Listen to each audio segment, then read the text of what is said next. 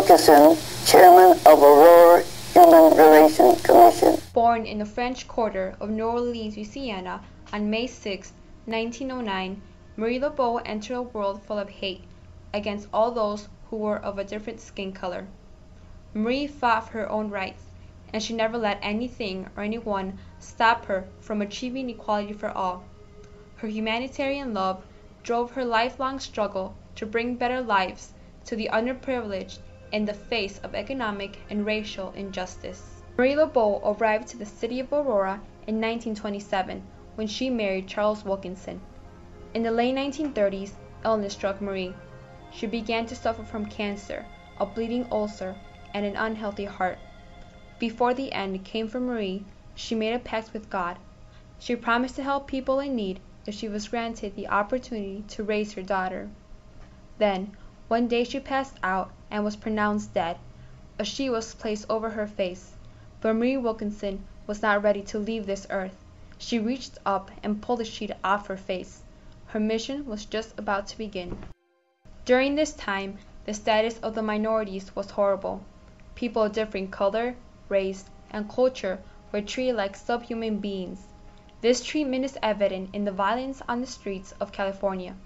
In Aurora, the town was booming because of the local factories, and 96% of the population of African Americans in Illinois resided in Aurora. It was years and years and years before there were black teachers at any of the high schools.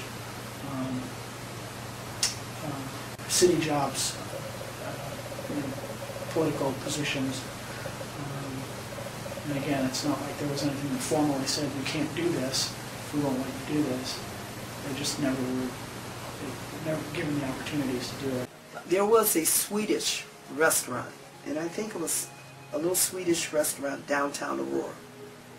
And we had, I think it was my sisters and I'm not real sure, but we had already known that they would not allow blacks into the restaurant.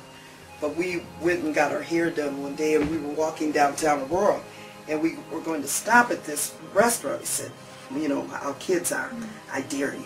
No, I dare you.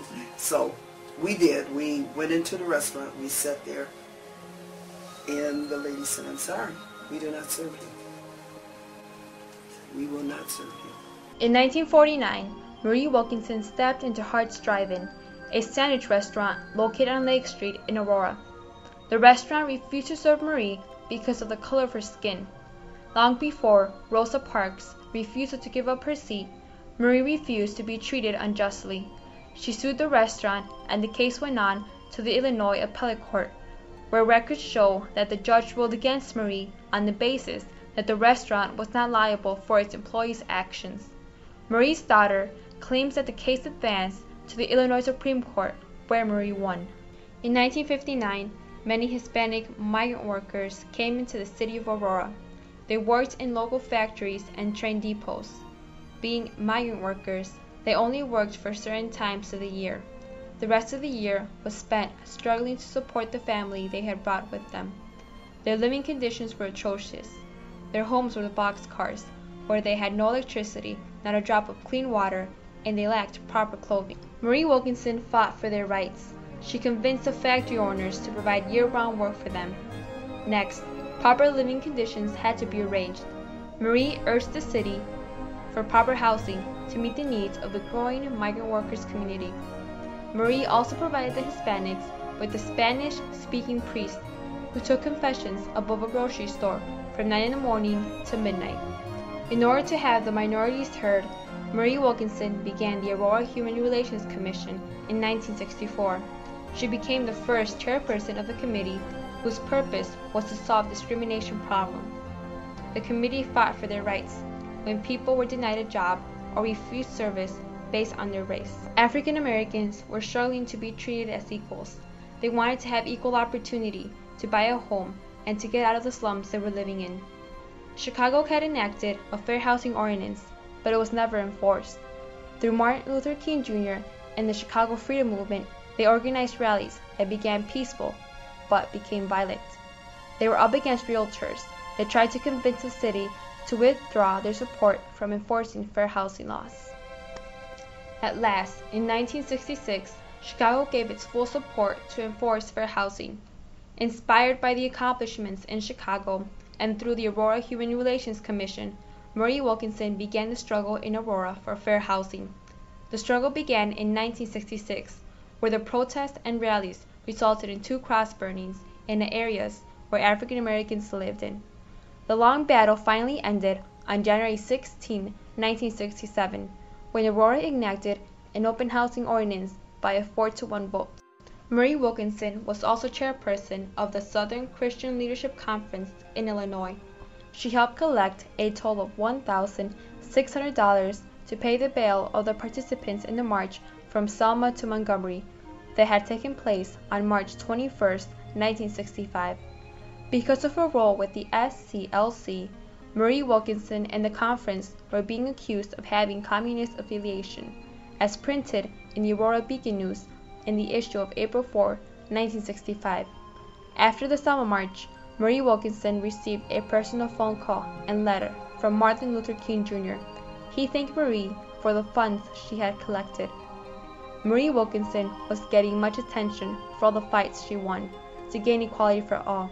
She even received death threats from people in the community, but this didn't stop. In 1971, Marie established the Marie Wilkinson Child Development Center, and it became the first integrated daycare center for young children in the city of Aurora, and in 1975 helped establish the Quad County Urban League chapter in Aurora. Well, Urban League is one of the oldest civil rights organizations in the country. It's a national chapter. And the Quad County Urban League, used to be called the Aurora Urban League, started here in Aurora in 1975. She saw injustice going on, particularly with the African American community, and she knew that there had to be social service agencies to meet the needs of the African American community, and then all people, but particularly African Americans, in education and employment and civil rights. Helping the minorities was not the only goal of Marie. Being a humanitarian, she wanted to help all kinds of people, including the underprivileged. Marie saw the need to establish organizations that would help underprivileged families. They were underfed, and Marie's response was to establish the Aurora Feed the Hungry program.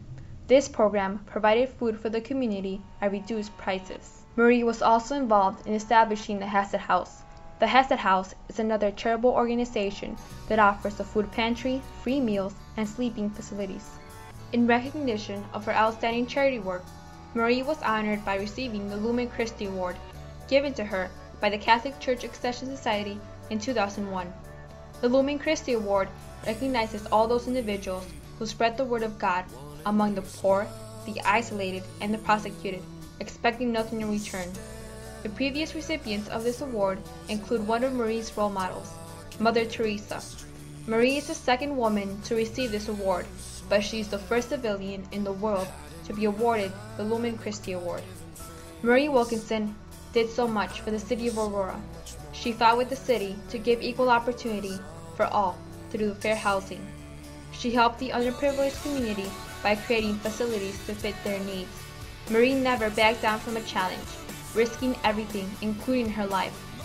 Through her belief as a humanitarian and in love for all, she taught us that history can be altered for the better by a single person and their good actions, changing lives from conflict to compromise. So how does she impact Aurora? I think the better question and easier question is, how has she not impacted Aurora? And those are very, very few ways that she has not. She's impacted Aurora far more, I think, than any other individual. This is the history of the unknown story of the woman who became Aurora's miracle, Marie Wilkinson. As she herself has said, "I want you to know that I love you all. If I didn't, I would have not done so much for you. You cannot do anything against it because I love you all."